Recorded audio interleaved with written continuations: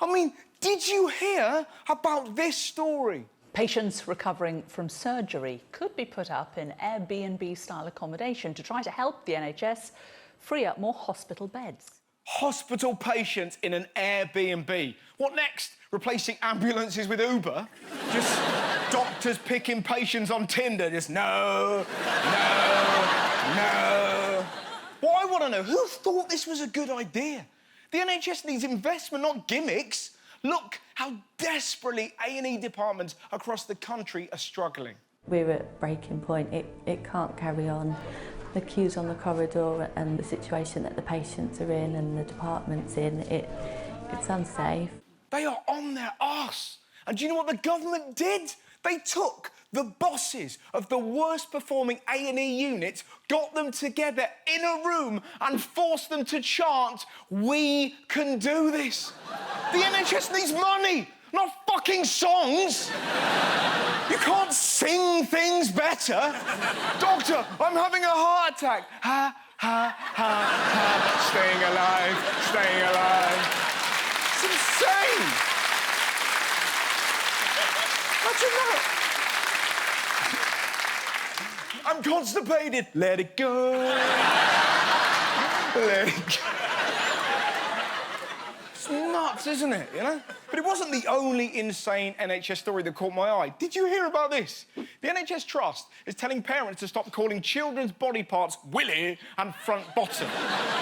Giving your cock a name is one of the joys of being young. And me and Raoul don't ever want that to change. Am I right, Raoul? Yeah! They even made an advert. Now, not only is it incredibly creepy, it makes the dad look like the thickest man alive. Daddy, did you know I've got a vulva? A what? A vulva, and boys have got a penis. Did you know that?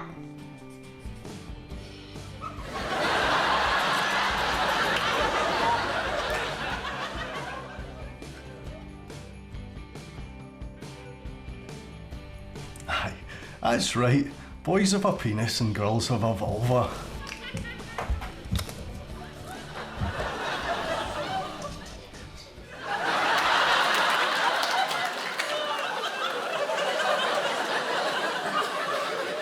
What is it?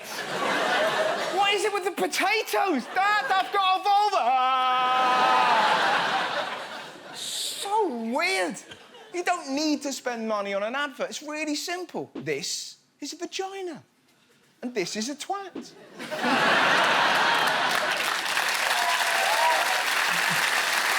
There's been a major step forward for medical marijuana. Specialist doctors in the UK can now prescribe medicinal cannabis to some patients for the first time. The change in the law came in response to a campaign on behalf of severely epileptic children. This is brilliant news. So, what angle did the Daily Mail go for? What do you think? Medical cannabis products will drive patients to addiction and crime! If only something existed that could chill them out. I genuinely heard someone say the other day, hospitals will now be full of drugs! And you're like, what do you think morphine is? Magic? So, for all the morons getting in a flat, one, the new guidelines mean medical cannabis is only available to a depressingly small amount of patients, and two, it doesn't get you high. It's got low THC. It's not squidgy black. We aren't going to have hash hospitals. We aren't going to have doctors like that. I'm afraid it's bad news. You came in for a verruca, but we gave you a boob job. We're not going to have nurses there going, if the world's spinning, why am I not dizzy?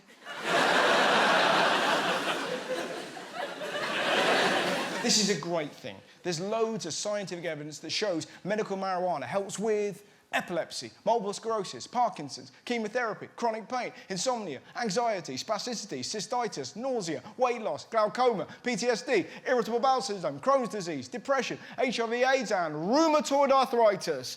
And let's not forget the ones I couldn't pronounce. Cannabis doesn't drive you to crime. My mum tried it last year. Did it make her a hardened criminal? No. She just forgot how to talk. Marijuana. Marijuana. Marijuana. Marijuana. And, I know, it's amazing, right? That was before she tried it. Right?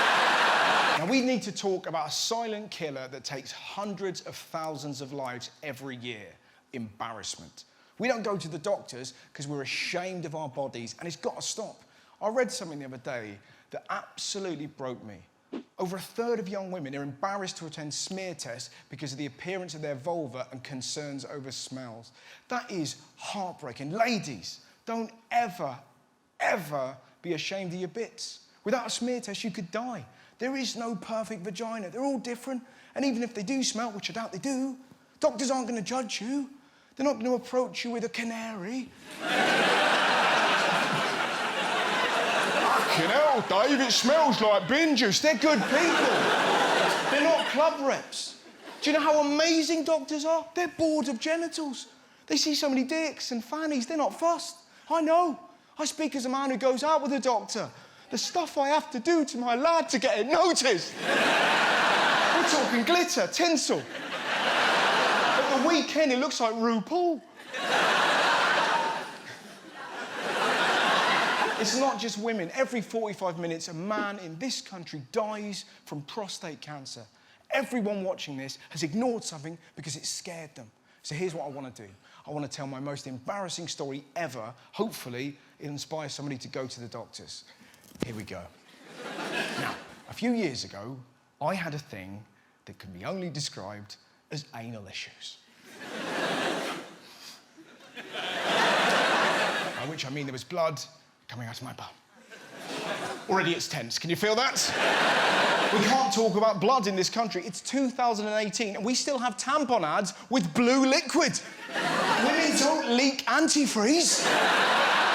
Once a month you're not like, oh, slash pappy. It's blood. It's not blue wicked, so like I say, blood was coming out of my bum. So I did what every man would do. I went, right, I'll play FIFA for 6 months. So I'll grow a new one, I was terrified, I kept it internal. Eventually, I went to the doctors, and it was scary. I mean, the size of this man's hands. Also, you forget how to talk. I couldn't say bum or arse. I turned into a Victorian gent, do you know what I mean? Rather than saying something wrong with my arse, I genuinely went, there's trouble at the mill.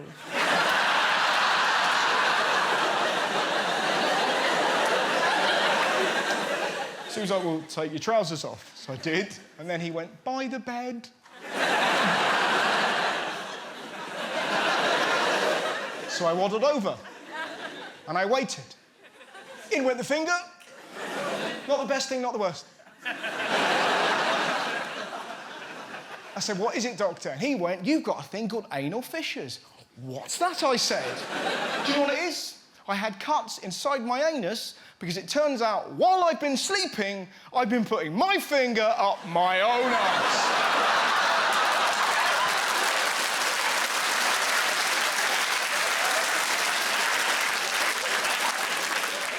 How do you know, Russ? I'll tell you how I know. I went to a sleep expert, and whilst I was asleep, they filmed me doing it. I don't know if you've ever seen footage of a sleeping you sexually abuse a sleeping you. No wonder my eyes are wonky. What I'm trying to say, there is something worse than sleepwalking. What dreams was I having? But that was the approach. Look, a dragon! All these years I thought I was an insomniac. No, it was just my arse trying to just go, keep him away! The point I'm making, it does not get more embarrassing than that. But I'm alive. I'm the boy that lived. The doctor gave me some tablets, and now, just to be safe, I sleep wearing gloves. But I learnt a lesson. No matter how worried you are, go and see a doctor, because the number of people who don't is staggering. There are over 2 million people walking around Britain with something serious and undiagnosed. 1 million people have emphysema and don't know it. 80,000 have lung cancer and don't know it. Over 500,000 people have heart disease and don't know it. With breast cancer, if you have an early diagnosis, you have a 90% chance of surviving for at least 5 years. If you have a late diagnosis, it's 15%. We're not going to the doctors because we're embarrassed about our bodies. So where do we go? The internet. A place where we go for porn and trivia.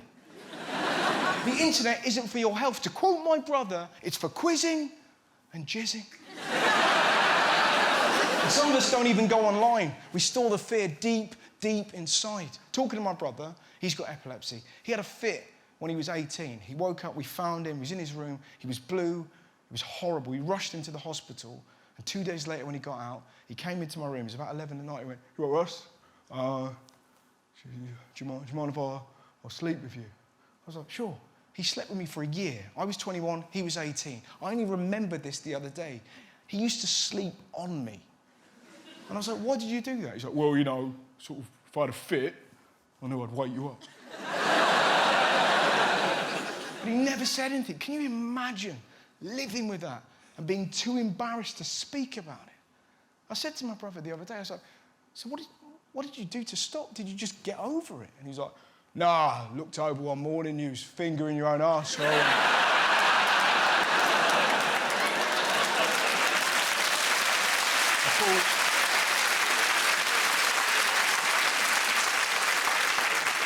You're really going at yourself, Russ. I made my peace with my maker that day. What I'm trying to say is going to the doctors is embarrassing, it is scary, but you've got to go because we all smell. We're all different shapes and sizes. The NHS is one of the greatest things in the world and you've got to use it. It's better to be red-faced than blue.